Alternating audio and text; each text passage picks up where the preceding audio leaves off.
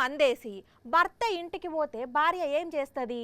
మూతి ముక్కు తిప్పుకొని కోపంగా ఉంటుంది, గరం గరంగా మాట్లాడుతుంది. ఒకవేళ భార్య సైలెంట్గా ఉన్నదని భర్త ఎగస్ట్రాలు చేస్తే మాత్రం ఏపు చింతపండు చేస్తుంది. ఇక ఇదంతా ఒకెత్తు కానీ కొందరు మాత్రం భర్తనే కొట్టి నన్నే కొట్టిండమ్మో అని లబ్బ లబ్బ మొత్తుకుంటారు. కొంతమందిని చూస్తున్నాం కదా. అయితే ఈడ పంచాది ఏంటంటే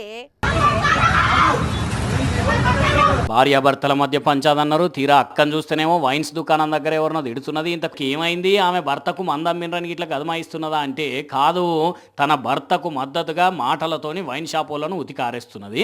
మ్యాటర్ ఏంటంటే పట్నంలో ఈ అక్క పెనిమిటి మందు దుకాణంలో మందు కొన్నాక పేమెంట్ దగ్గర ఏదో మాట విరిగి కొట్లాట అయిందట. ఇక కొట్లాటల పాపం అన్న తలకాయ వలిగిందట. ఇగేమున్నది, ఈ విషయాన్ని పోయి అక్కతో చెప్పేసరికి కోపంతో ఊగిపోయినక్క మీరు మందు అమ్ముతున్నారా, మంది తలకాయలు వలగ కొడుతున్నారా అని ఏకదమ్గా ఏకివారేసింది. ఎవరిదైనా తప్పుంటే కూర్చొని మాట్లాడుకోవాలి కానీ తలకాయ వాళ్ళకు కొడతారా అని తాట తీసినంత పని చేసింది. కానీ అక్క నిజంగా గ్రేట్ పోన్రి.